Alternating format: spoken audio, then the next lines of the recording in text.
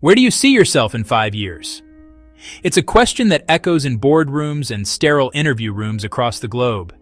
It sounds harmless enough, polite, professional, almost boring. But don't be fooled by its simplicity.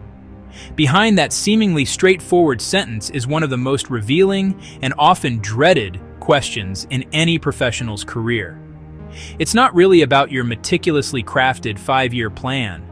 It's not even about the scale of your ambition. It's a spotlight, designed to see how you think under pressure.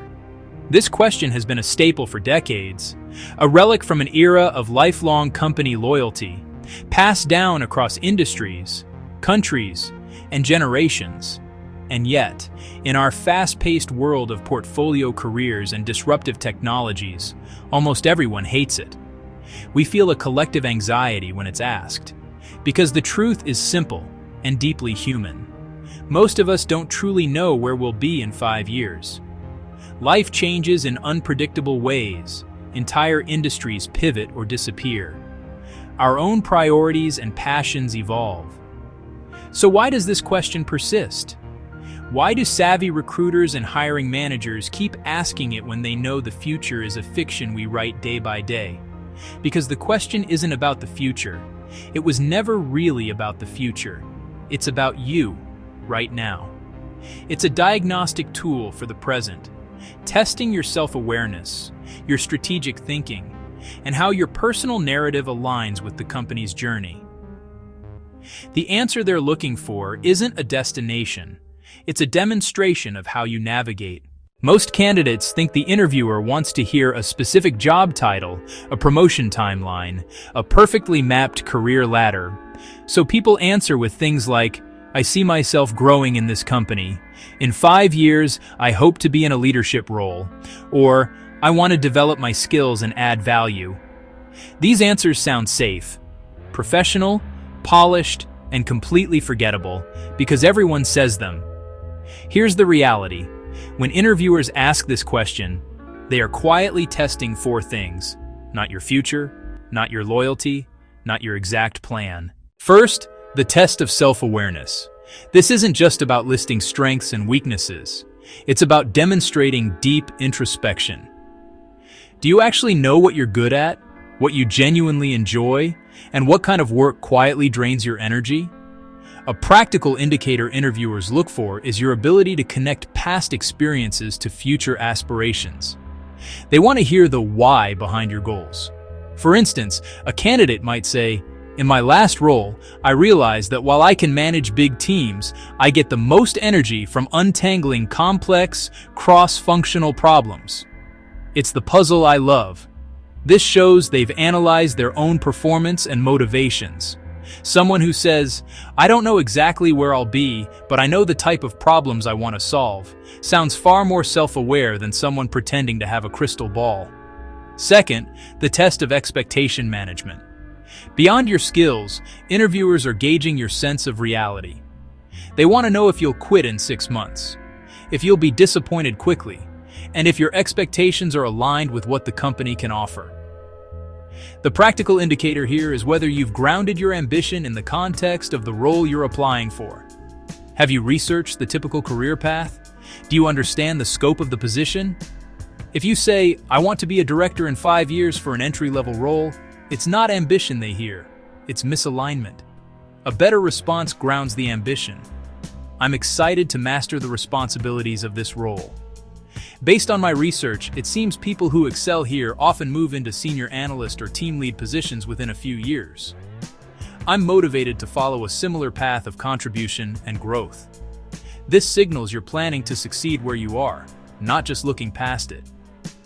Third, the test of how you handle uncertainty. Life and business rarely come with a perfect roadmap. This question is designed to put you in a situation where there is no correct answer, where you must think instead of memorize, and where you must stay calm under pressure. The indicator isn't the answer itself, but your process. Interviewers watch whether you panic, ramble, or fake a confidence you don't have. Or do you pause, structure your thoughts, and think clearly? Imagine being asked about a future industry trend you haven't considered. Panicking reveals fragility. Instead, a strong candidate might say, "That's an interesting angle I haven't fully explored. My initial thought process would be to first analyze X, then research Y, and consult with experts on Z. My gut tells me the impact would be significant, but I'd need to validate that." That structured thinking tells them more than your CV ever could. And fourth, the test of intent, not loyalty. In the modern workplace, HR is not asking if you'll stay forever. They're asking a much smarter question. Does this role make sense as the next chapter in your professional story? The indicator is narrative coherence.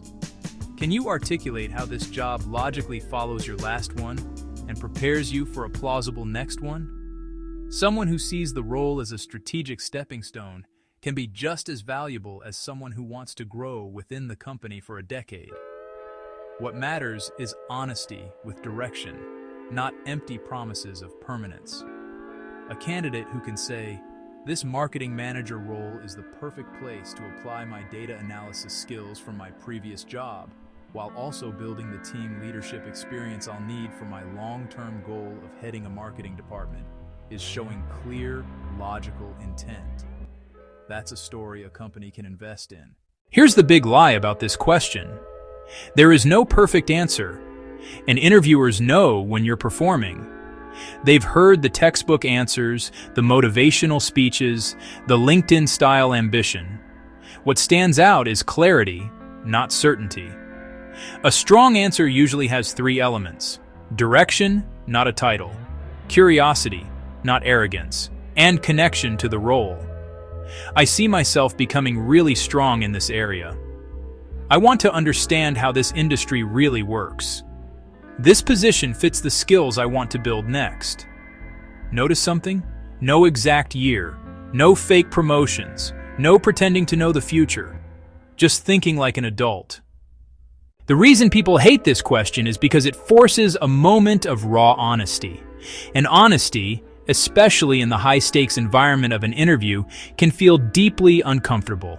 It's a spotlight on our internal landscape, exposing the natural doubt, the quiet uncertainty, and the universal fear of choosing the wrong path.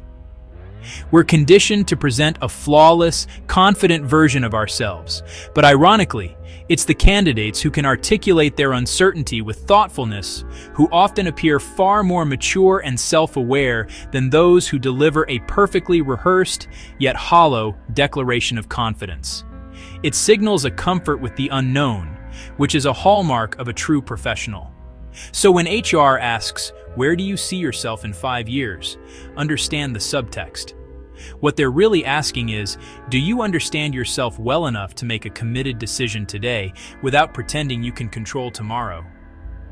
They're testing your self-awareness, not your psychic abilities. They want to see if your ambition is grounded in reality and aligned with the opportunities they can actually provide. It's a check for maturity. So the next time you hear this question, don't try to predict the future. Instead, answer with who you are becoming. Imagine a candidate who says, "Honestly, the specific job title is less important to me than the trajectory. My goal is to master the skills I'm developing now, and in 5 years, I hope to be in a role where I can leverage that expertise to solve bigger challenges, perhaps even mentoring others." This role feels like the perfect next step on that journey. That response is honest, ambitious, and grounded. It shows direction without feigning certainty, because no one actually knows where they'll be in 5 years. And the interviewers asking you that question, they didn't either. So tell us, is this question useful, or just an old tradition that refuses to die?